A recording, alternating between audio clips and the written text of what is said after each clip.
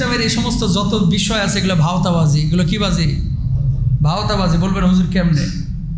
Common sense খাটান। এখন 10 লাখ রাখলেন, 2040 সালে গিয়ে আপনি পাইলেন 20 লাখ। এখন 10 লাখ টাকায় যে জমিটা আপনি কিনে রাখবেন, এটা 2040 সালে গিয়ে এটার দাম হবে মনে করেন 1 কোটি। কথা বলেন না কেন? এটা দাম হবে কয় কোটি? 1 কোটি। অনেকে 2003 সালে রাখছিলেন 2 লাখ, হুজুর ডাবল পাবো 2022 সালে। তো 2000 ওই সময় 2 সালে গরুর গোস্তের কেজি ছিল কথার কথা 120 টাকা, 30 টাকা, 40 টাকা, 200 টাকা। এখন গরুর গোস্তের কেজি কয় টাকা? 750 টাকা। তো তোমার ওই সময় ডাবল নিয়ে তোমার লাভটা কি? এখন তোমার 10 গুণ দিলে সমান হইতো। কথা বলেন ঠিক কিনা? সুতরাং এই যে চক্রাবৃদ্ধি হারে যারা সুদের সাথে সম্পৃক্ত এবং জড়ায় পড়েছেন, আপনারা মনে করতেছেন মনে হয় জিতছেন। না, জিতেন নাই ভাই, আপনি হারছেন। আপনি কি হয়েছেন? হারছেন। এই জন্য বলবো যে টাকা থাকলে হয় গোল্ড কিনেন, নাহলে ব্যবসা বাণিজ্য করেন, অথবা এই যে জমি টমি কিনে রাখেন। ওই সুদি কারবারে টাকা পয়সা দিয়া কোনোদিন ভাই ভালো থাকতে পারবেন না। আপনি মনে করতেছেন যে 50 লাখ রাখছি, 50,000 টাকা করে প্রতি মাসে পাচ্ছি। আহা, 50 লাখ ব্যাংকে রেখে 50,000 করে পাচ্ছেন, এই টাকাতে সুখ আনতে পারবেন না ভাই। লিখে নিয়ে যান, আমি সিগনেচার করে দেব। শান্তি পাবেন না। শান্তি আছে বরকত, মানে বরকত আছে হালালের মধ্যে, হারামের মধ্যে না। আল্লাহ বুঝদান করুক, আমিন বলেন। প্রিয় ভাইরা আমার, তাহলে অবৈধ পথে আমরা কোনো ভাই কোনো বোন কখনো আমরা ইনকাম করা বা উপার্জন করার আমরা চেষ্টা করব না। সবাই বলেন ইনশাআল্লাহ। আপনি উপার্জন করলেন 2 কোটি টাকা হারাম পথে, আপনি কালকে মারা গেলেন, এই উপার্জিত 2 কোটি টাকা ব্যবহার করবে আপনার বউ বা আপনার বাচ্চা। আপনি কবরে খাইবেন বাঁশ, আর এরা খাবে মুরগির রোস্ট। ঠিক না? যাদের জন্য আপনি উপার্জন করলেন এরা এখানে আরামে আছে, আর আপনি কবরের মধ্যে বিপদে আছেন। ওই হারাম টাকা যাদের জন্য রেখে গিয়েছেন, যতদিন পর্যন্ত হারাম টাকা দুনিয়ার মধ্যে থাকবে, একটা পার্সেন্টেজ আপনার কবরেও যাবে, সওয়াবের না গুনাহের। যে মানুষটার হক নষ্ট করেছেন, ওকে দোয়া করবে না গালি দিবে? এই পৃথিবীর বুকে মানুষ কিন্তু এখন ক্ষমা করতে জানে না। আর বিশেষ করে হক নষ্ট যাদের করা হয়, ধরেন এক ভাই আর এক ভাইরে, বাপ মরে গেছে, বড় ভাই সব সম্পদ নিজের হাতে রাখছে, ছোট ভাইদের দেয় নাই। ছোট ভাইরা বড় ভাইয়ের জন্য কখনো দোয়া করে না, সাধারণত ছাড়েও না দাবি।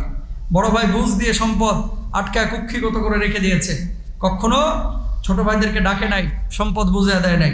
ওই ছোট ভাইরা বড় ভাইয়ের জন্য দোয়া করবে না, এটা স্বাভাবিক। ক্ষমা করবে না, এটা স্বাভাবিক। কিন্তু এই যে সম্পদগুলো আপনি রেখে গেলেন, আপনার সন্তান সন্ততি যে ভোগ করছে, আপনি কবরে কি নিয়ে গেলেন? আল্লাহর নবী বলছেন, হারাম উপার্জন করে, হারাম পথে সম্পদ অর্জন করে কেউ যদি মসজিদে দান করে, এর দান কবুল হবে না। ফকির মিসকিনকে টাকা দেয়, এই দানও কবুল হবে না। মানুষকে যদি ভালো কাজ দেখায়, যেটা অনেকেই করে এখন, হারাম কামায় 2 লাখ, বুঝছেন, 2 লাখ হারাম কামানোর পরে 1 লাখ আল্লাহর জন্য আর 1 লাখ নিজে খায়। আল্লাহও খাক, আমিও খাই, মিলেমিশে খাই। নাউজুবিল্লাহ, জোরে বলেন না। এরকম টেন্ডেন্সি অনেক মানুষের আছে না নাই? জোরে বলেন। খবরদার, এই টেন্ডেন্সি নিয়েন না ভাই। হারাম উপার্জন করে কবরে যে যাবেন, যে বাড়িটা ব্যবহার করছে আপনার নাতি নাতনি, আপনি কিন্তু কোনো সওয়াব পাচ্ছেন না। সুতরাং হারামের ধারে কাছে কেউ যাবেন না, এবং আমরাও যাওয়ার চেষ্টা করবো না। আল্লাহ তাআলা তৌফিক দান করুন, বলুন আমিন। প্রিয় ভাইরা আমার, আল্লাহ রাসূল সাল্লাল্লাহু আলাইহি ওয়াসাল্লাম তারপরে কি বলছেন দেখেন, মান তাসাদ্দাকা বিআদলিন তামারাতিন মিন কাসবিন তাইয়িবিন ওয়া লা ইয়াকবালুল্লাহু ইল্লা আত-তাইয়িব ওয়া ইন্নাল্লাহা ইয়াতাকাব্বালুহা বিয়ামিনি সুম্মা ইউরাব্বিহা লিসাহিবিহি কামা ইউরাব্বি আহাদুকুম।